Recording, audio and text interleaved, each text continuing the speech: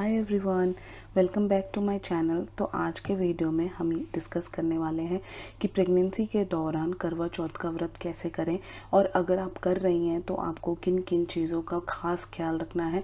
तो आज के वीडियो में हम यही डिस्कस करेंगे। आज का वीडियो बहुत इंपॉर्टेंट होने वाला है, तो कृपया लास्ट तक ज़रूर देखें and do share, like, share and subscribe my channel. So let's start the video.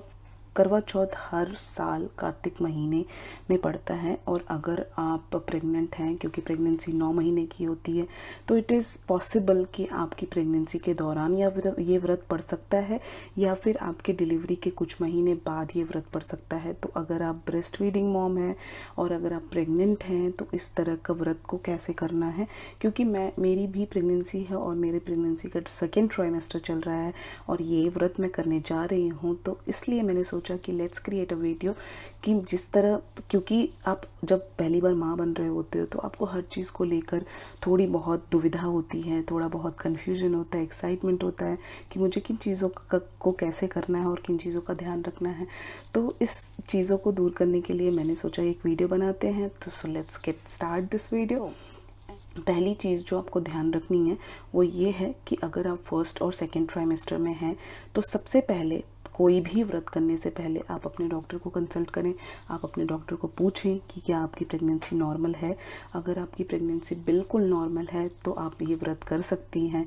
दूसरी चीज़, अगर आप थर्ड ट्राइमेस्टर में हैं तो आई वुड एडवाइज़ कि आप ये व्रत ड्रॉप कर दें, आप ये व्रत ना करें।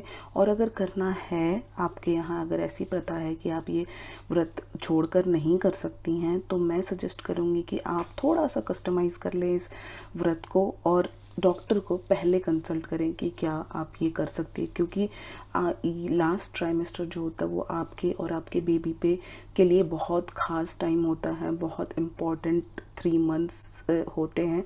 सो आप कुछ भी करने से पहले डॉक्टर को एडवाइस करें, उनको इन्फॉर्म करें, क्योंकि डॉक्टर आपकी प्रेगनेंसी को बहुत अच्छी तरह से जानते हैं, तो वो आपको बहुत बेस्ट एडवाइस दे सकते हैं। तो वो पूछ लें। और अदरवाइज़ आप इस चीज़ थर्ड ट्राइमेस्टर में करवा चौथ ड्रॉप कर दें या फिर आप अपने अकॉर्डिंग कस्टमाइज़ कर लें अपने घर के बड़ों को पूछकर। ओके। और दूसरी चीज़ ये है कि फ़र्स्ट ट्राइमेस्टर में जब की हम बात करते हैं तो उसमें ऐसा होता है कि उस टाइम पे हमें बहुत नौजिया, वॉमिटिंग और इस तरह के सिम्टम्स रहते हैं। और जब आप खाली पेट रहते हो, आप सपोज़ आप व्रत में हो, आप निर्जला व्रत में हो, तो ये तकलीफ़ आपको ज़्यादा हो सकती है। तो इस चीज़ में आपको ख़ास ध्यान रखना है। आप एक काम कर सकती हैं, आप निर्जला व्रत ना करके बीच बीच में या तो आप नारियल पानी या फिर एक जूस या फिर पानी का सेवन कर सकती हैं और उस हिसाब से व्रत कर सकती हैं। दूसरी चीज़ आपको ध्यान रखने की ज़रूरत ये है कि जैसे आप डॉक्टर से मिलिए, आप अपने डॉक्टर को पूछिए कि आपकी प्रेगनेंसी में कुछ ऐसे सिम्टम्स तो नहीं है कि एमनियोटिक फ्लूइड जो होता है जिसमें बच्चा होता है वो कम हो या बेबी की ग्रोथ कम हो रही हो। इस तरह की चीज़ों को आपको डॉक्टर को पहले क्लियर कर लेना है। और जब आप व्रत के दिन की बात करें तो व्रत की शुरुआत आप हमेशा इस तरह से करें।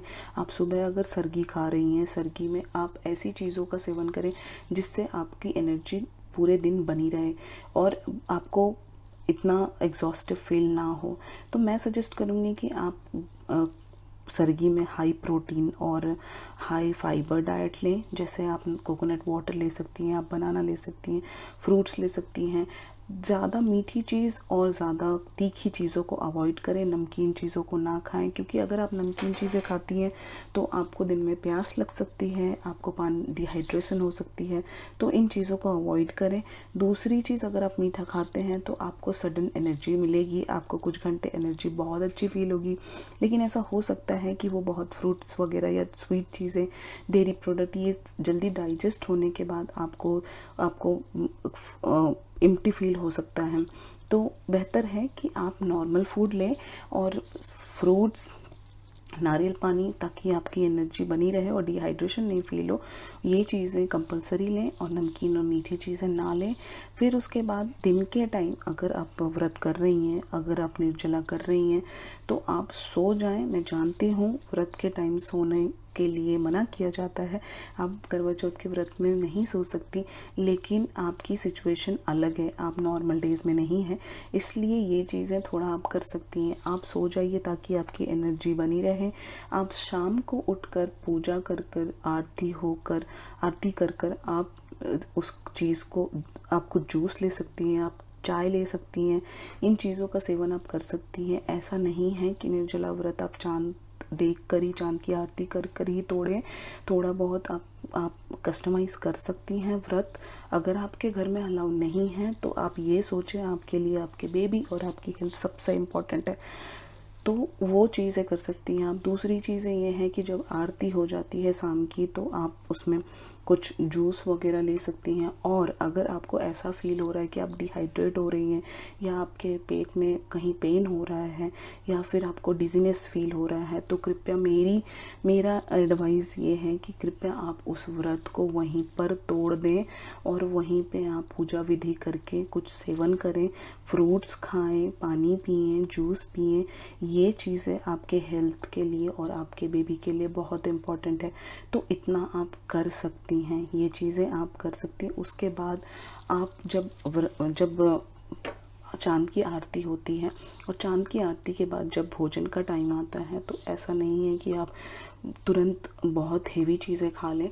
आपको पहली चीज़ें ये करनी है कि आपको ग्लास में पानी लेना है, पानी आपको धीरे धीरे करके पीना है। उसके बाद आपके लिए बेटर होगा आप एक नारियल पानी पीजिए, उसके बाद आप कुछ जूस वगैरह पीजिए, वो भी धीरे धीरे करके। आपको खाना तुरंत से नहीं खाना है, क्योंकि ये आपको डाइजेस्टिव सिस्टम में प्रॉब्लम कर सकती है और गैस और एसिडिटी की प्रॉब्लम कर सकती है।